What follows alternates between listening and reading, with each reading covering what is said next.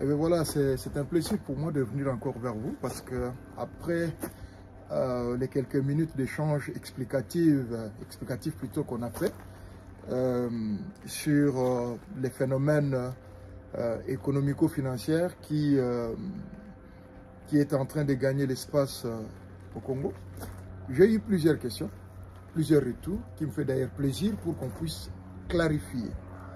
Vous savez, c'est comme l'évangile.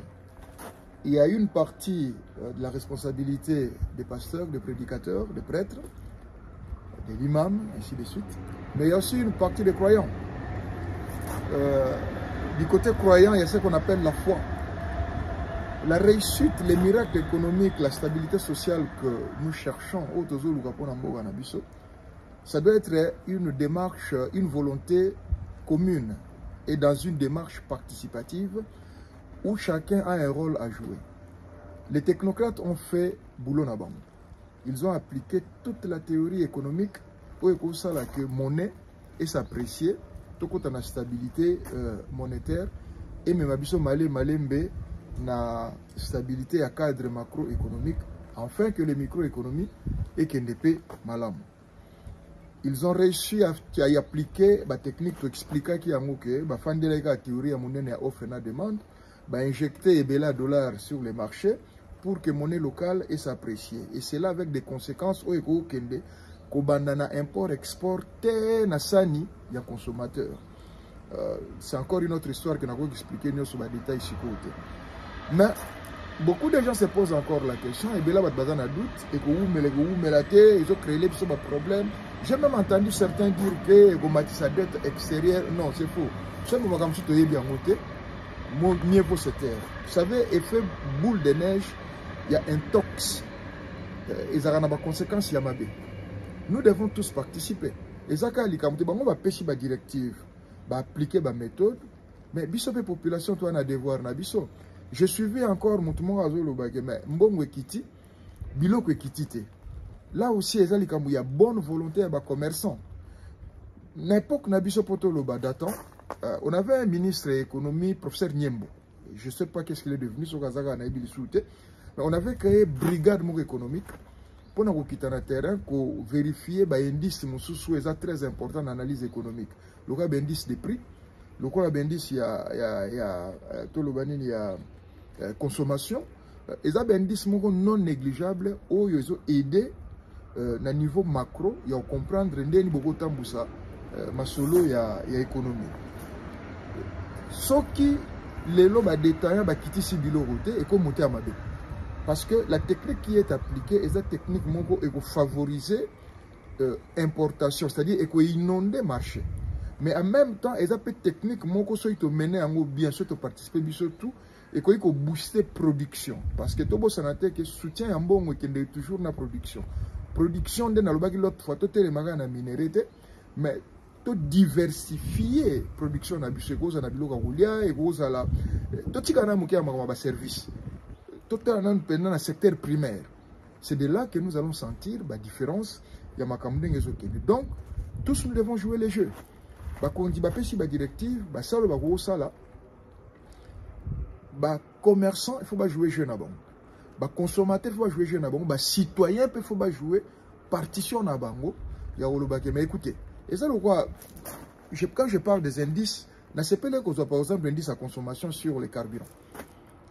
Bandaka kaba régulariser makambo à carburant, la consommation à carburant est doublée, c'est-à-dire que plus de carburants au Tekama.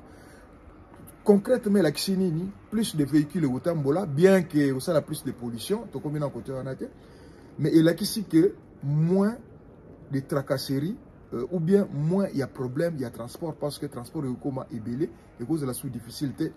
De l'autre côté, bien que peut créer un embouteillage moins mingi. C'est ce que ça signifie. Donc, les commerçants, les détaillants, ils ont monté à Malamu, tout côté en jeu, ils ont foi.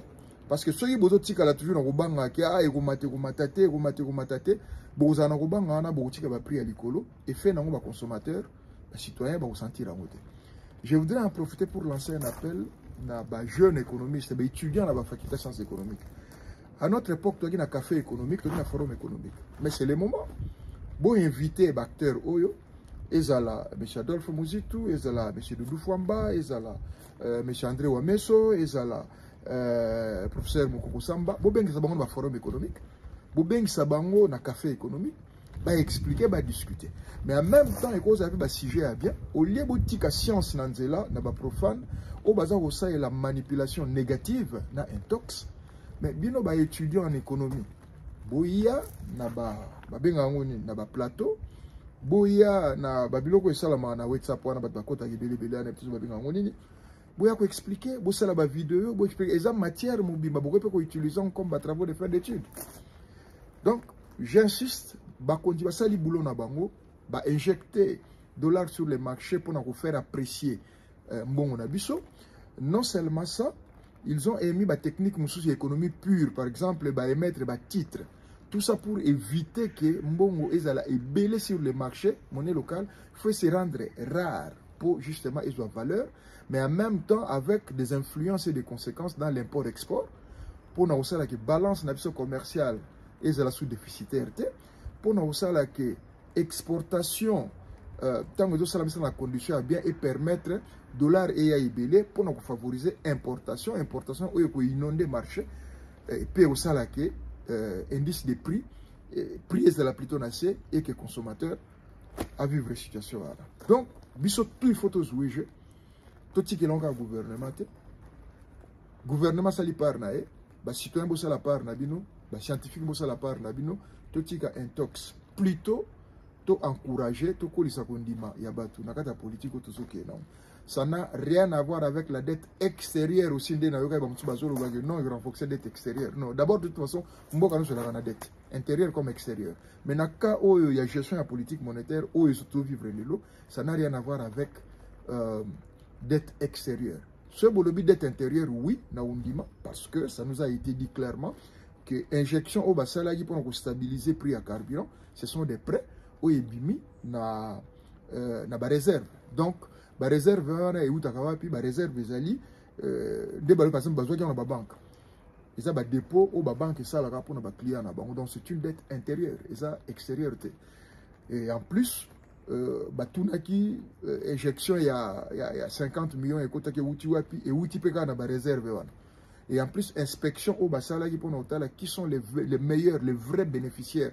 Il y a la filiale pétrolier bomoni on a bakanaki sous moi ba zone d'ombre ya laki et ça qui est monté kitaki makamwa tout que ndonga. Donc tout tic intox mais plutôt tout s'encourager pour une bonne économie parce que conséquences surtout au vivant. Voilà un peu les compléments que je pouvais faire par